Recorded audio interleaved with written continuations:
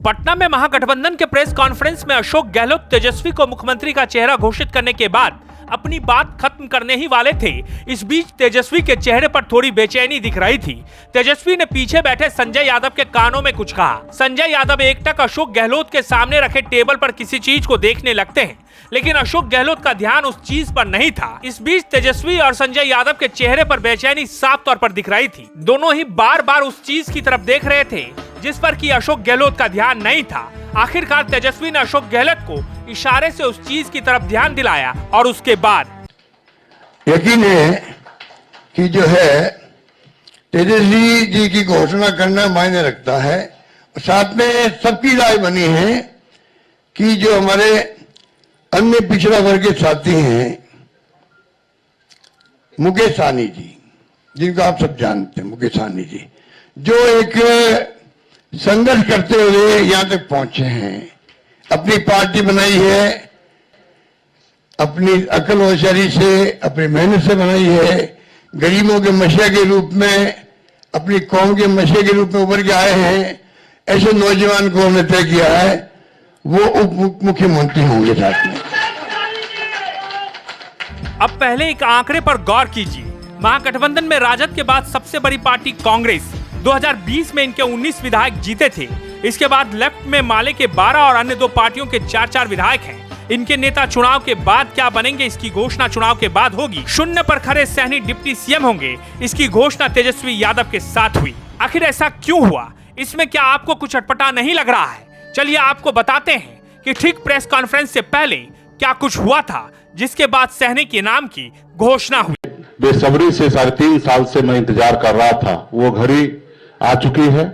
सिर्फ VIP party नहीं, मुकेश सहनी नहीं, लाखों कार्यकर्ता वीआईपी का आज मजबूती से समय का इंतजार कर रहे थे कि भाजपा ने जिस तरीके से हमारे पार्टी को तोड़ा, हमारे विधायक को खरीदा और एक गलती पिछड़ा मल्लाह का बेटा को रोड पे ला दिया, उस समय से लगातार पूरे बिहार में हाथ में गंगा जल लेकर संकल्प पूरे बिहार में हमने किया था कि भाजपा को जब तक हम तोड़ेंगे नहीं तब तक छोड़ेंगे नहीं। सहनी पूरे कॉन्फिडेंस के साथ बोल रहे हैं, लेकिन सहनी के नाम की घोषणा कैसे हुई? सूत्रों के मुताबिक प्रेस कॉन्फ्रेंस से पहले मुकेश सहनी ने ऐसा दांव लगाया कि महागठबंधन के नेता भी हैरान रह गए। जानकारी के मुताबिक ऑल इंडिया ब्लॉक के नेताओं की बैठक के दौरान वीआईपी प्रमुख मुकेश सहनी ने खुद को उप मुख्यमंत्री पद के उम्मीदवार घोषित करने की मांग रख दी, जिससे पूरा माहौल गर्म हो गया। सहनी के इस कदम से न केवल बैठक में मौजूद अन्य दलों के नेता चौंक गए, बल्कि प्रेस कॉन्फ्रेंस भी देरी से शुरू हो पाई। दरअसल जिस होटल में प्रेस कॉन्फ्रेंस होने वाली थी, यानी मौर्य होटल, उसके ही एक स्वीट में सहनी भी रुके थे। जब अशोक गहलोत के स्वीट में तेजस्वी यादव पहुंचे तो उस वक्त वहां सहनी नाराज थे। वो ना तो प्रेस कॉन्फ्रेंस में जाने की हामी भर रहे थे, ना ही गहलोत के कमरे में जाने की। उनकी शर्त थी कि अगर तेजस्वी को सीएम चेहरा घोषित किया जाएगा तो वे भी उप मुख्यमंत्री पद की घोषणा अपने लिए चाहते हैं और उसी वक्त चाहते हैं जब तेजस्वी की घोषणा हो।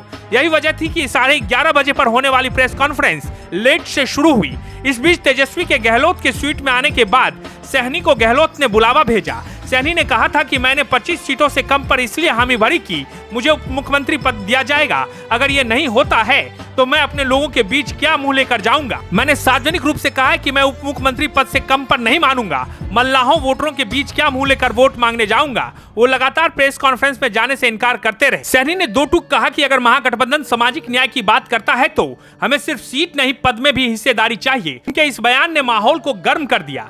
कई नेता आपस में चर्चा में जुट गए, जबकि आरजेडी नेताओं ने स्थिति को संभालने की कोशिश की। तेजस्वी यादव ने दखल देते हुए सभी नेताओं को शांत किया। तेजस्वी ने कहा कि गठबंधन की ताकत एकता में है और इस वक्त किसी तरह का पद की मांग या बहस गलत संदेश देगा। उन्होंने सहनी को भरोसा दिलाया कि चुनाव आने के बाद सत्ता आने पर हर दल की भागीदारी सुनिश्चित की जाएगी। सहनी इस जवाब से पूरी तरह से संतुष्ट नहीं दिखे और उन्होंने दोहराया कि मेरे वोट बैंक को नजरअंदाज नहीं किया जा सकता। सहनी के इस बयान से कांग्रेस और वाम दलों के नेता भी असहज हो गए।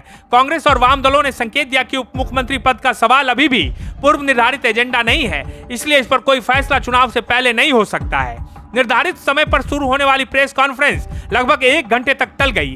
अंदर की खबरें बाहर आने लगी कि सहनी डिप्टी सीएम पद की घोषणा पर अड़े हैं। इसके बाद गहलोत ने कृष्णा अलाउरू से बात की, उन्होंने दिल्ली बात की। उसके बाद सहनी के गठबंधन छोड़ने की आशंका के बीच कांग्रेस आलाकमान ने गहलोत को संदेश दिया कि सहनी की मांग मान लीजिए और इस बीच गहलोत ने लेफ्ट नेता दीपांकर भट्टाचार्य को भी अपने स्वीट में बुलाया जो नीचे प्रेस कॉन्फ्रेंस हॉल में लगभग 1 घंटे पहले से बैठे हुए थे। भट्टाचार्य ने सहनी की उम्मीदवारी का कोई विरोध नहीं किया और बात बन गई। इसके बाद तेजस्वी और गहलोत ने सहनी को उप मुख्यमंत्री पद का उम्मीदवार घोषित करने का वादा कर दिया, जिसके बाद ही वो मंच पर आए।